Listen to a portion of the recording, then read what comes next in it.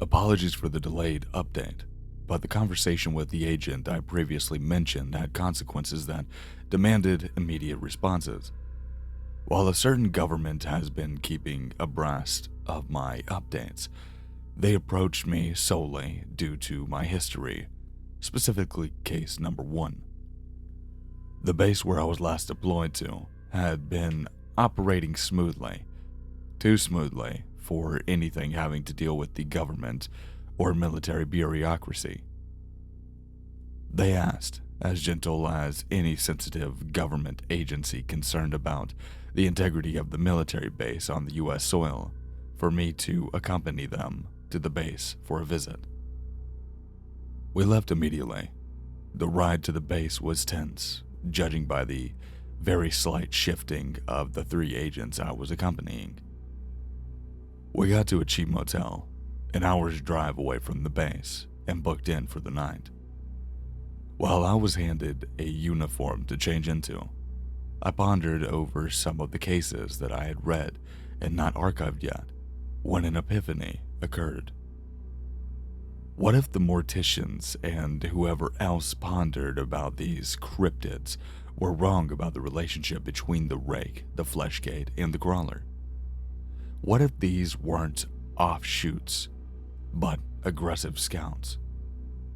I am unsure for whom they are scouting, but this is just an alternate perspective based on the facts.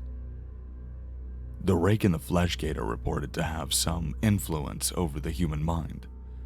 The rake is more psyops, and the fleshgate is more focused on infiltration tactics. The crawler would be a shock drone, focusing on the aspect of fear when people notice the truly inhuman speeds they can actually exhibit.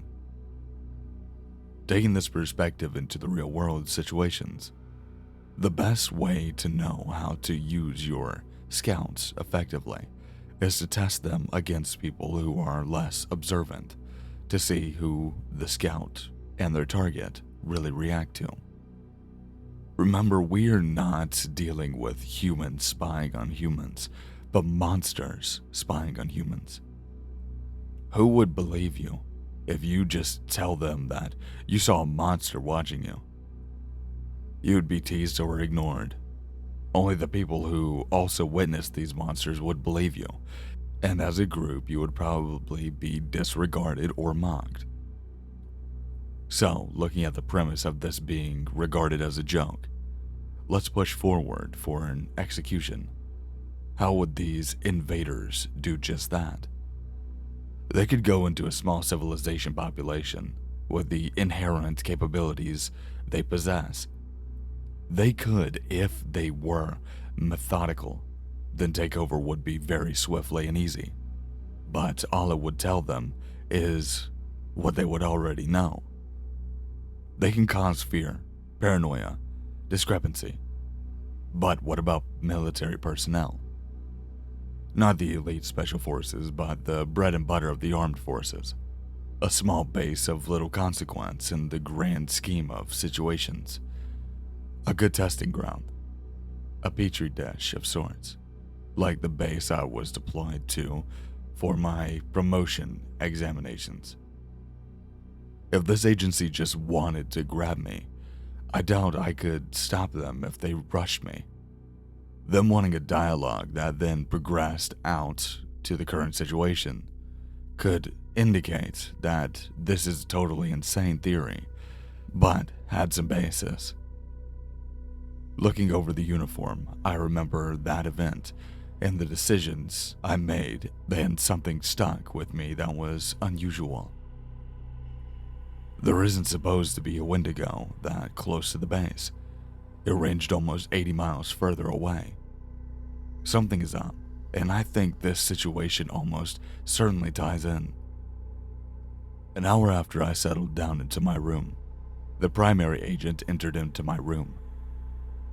The look on her face was an expression of concern. When I pressed for details, she mentioned that her team was acting strangely, like they were waiting for prompts and conversations.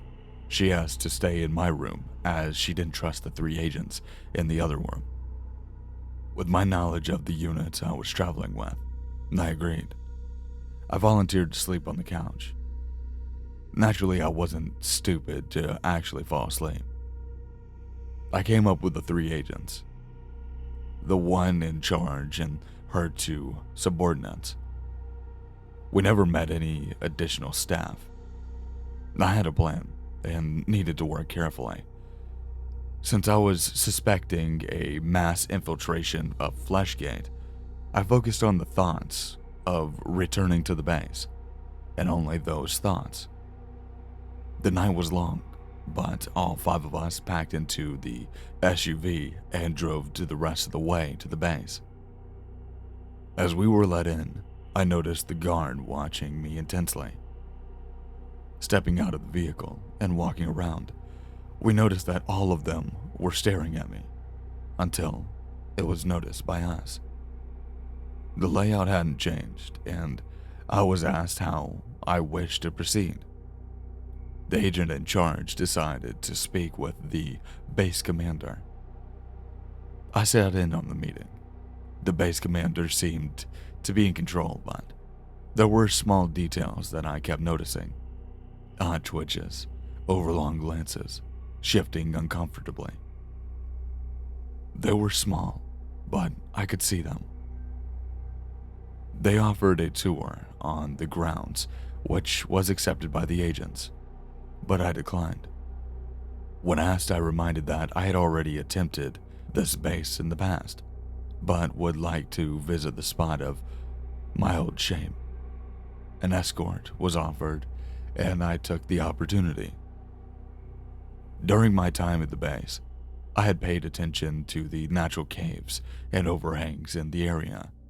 Should I somehow not make it back in time during the overlong excursion.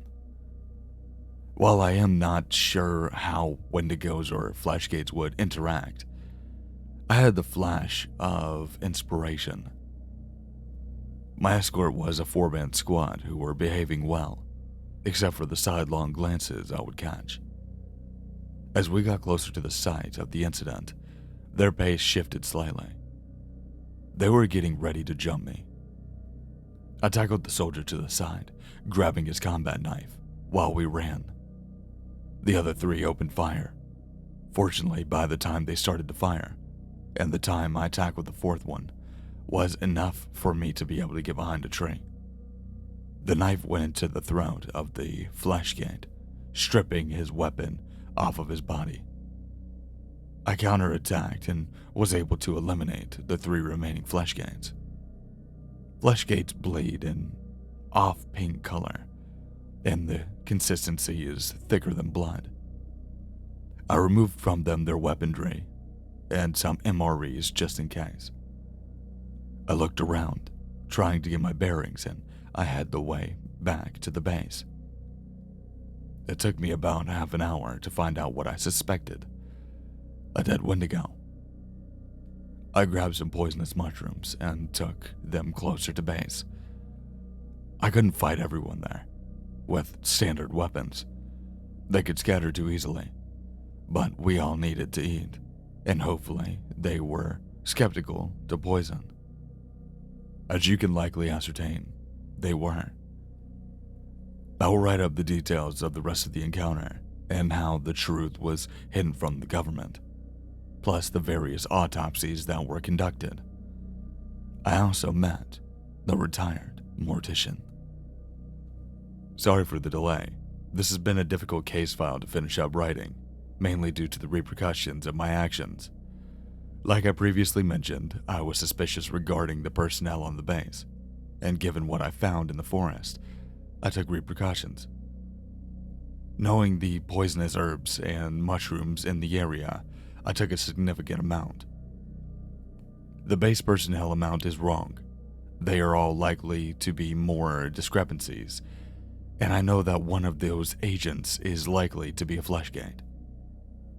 I have the tool to do what is required, but deployment will be difficult. I needed to affect as many people as I can, including the agents. I am the only person I know that is not affected. I got a little sleep, not that any reasonable individual would in this situation.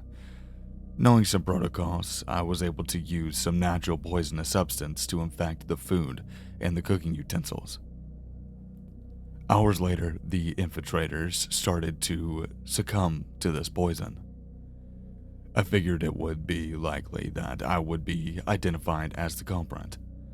Fortunately, when I was based there, I would plot how I would assault this base.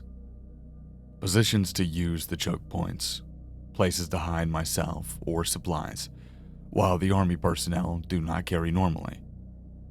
The agents would be required to arm myself. The agent who brought me here figured me out, and I acted, slammed her against the wall, my hand over her mouth, and fought her for her weapon. 2 discharges went wild during the struggle, and I was able to wrest control. 1 to the guy, 1 to the hand. Blood poured from their wounds. I grabbed her spare clip and her cell phone, tossing the cell phone into the side once I left the building. I went on the assault. It took me about 2 hours to kill everyone. I received a total of 5 gunshots. Ignoring the pain, I noticed that not all the bodies bled red.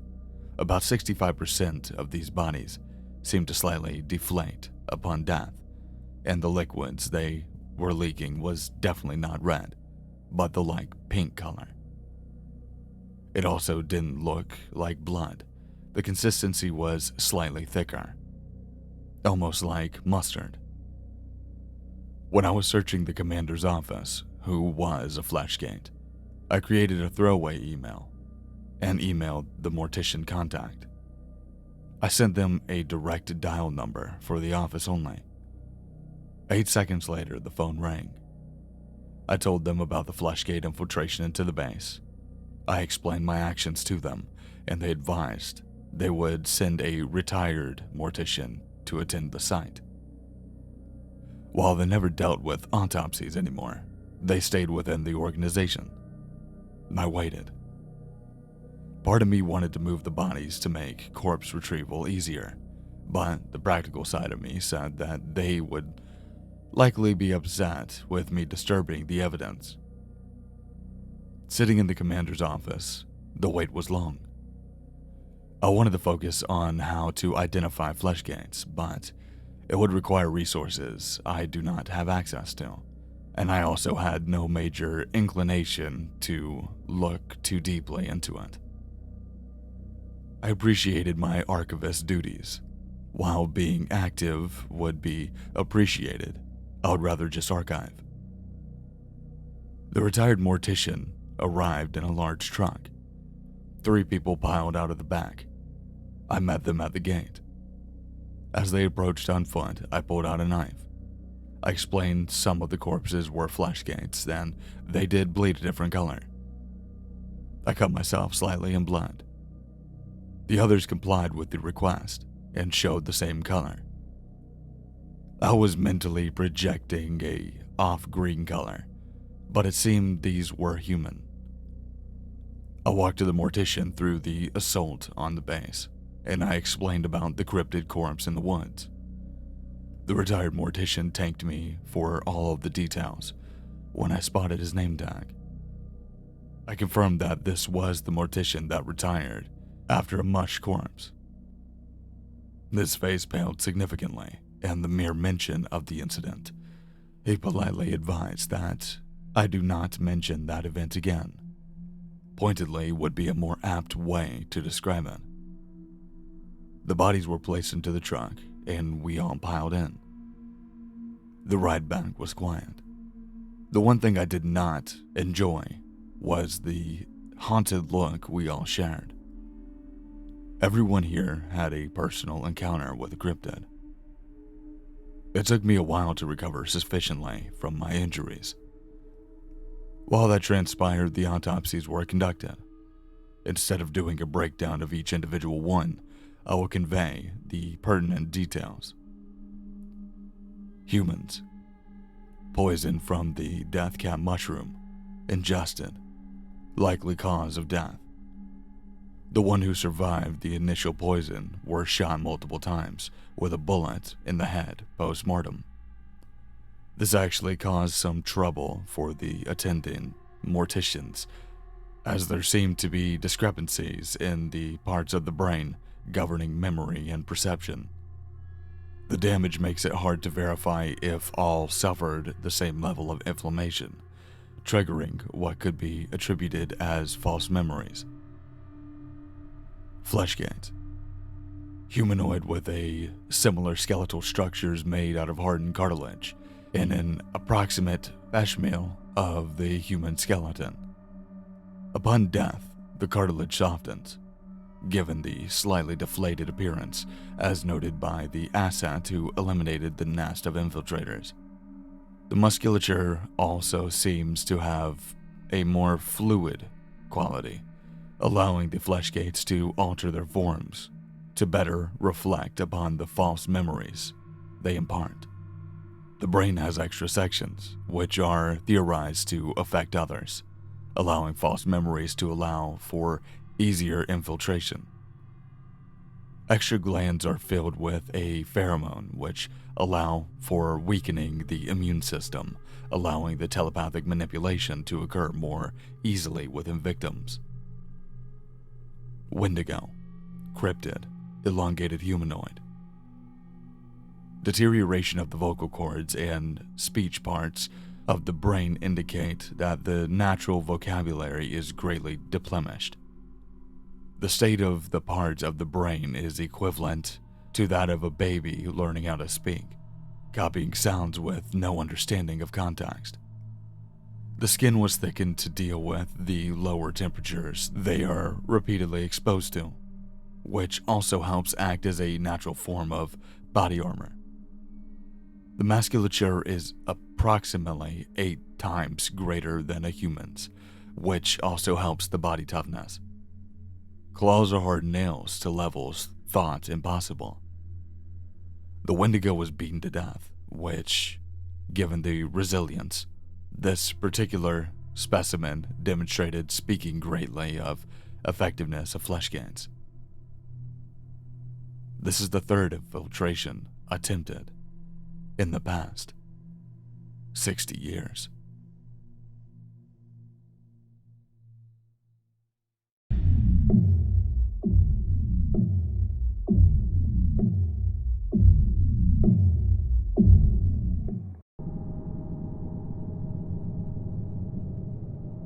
Hey everyone, just wanted to apologize and say that I'm sorry that this video is a little bit shorter than the last few or God knows how many uploads. I apologize for that. I did want to take a second to let you guys know, because I did state it and I have been stating it, and we've been supporting and promoting it all over all of my social medias. Tomorrow we are having a massive merch drop. There's going to be, I think, 3 different series that are going to be dropping tomorrow for the merchandise and like apparel and everything like that. If you're interested, I'll make sure to keep on spamming, because there's going to be a lot of spamming tomorrow.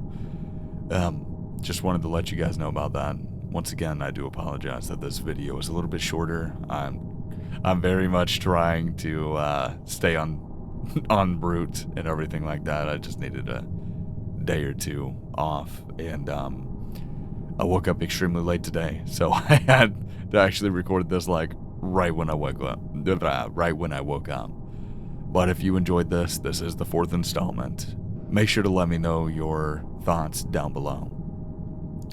For everybody that's new here, I apologize if this is kind of like a randomized video. This is a series that I've been doing for a little bit now called The Deep Web Archivist, and make sure to go check out the rest of it. I promise you, it's definitely worth it. It's kind of out there and weird and sci-fi, but also sci-fi meets horror and all the cryptids and stuff. So if you like cryptids and creepypastas and everything like that, I highly recommend you go check it out.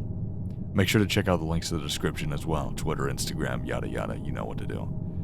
But make sure to submit your stories to Gmail. Promise, I will get to them.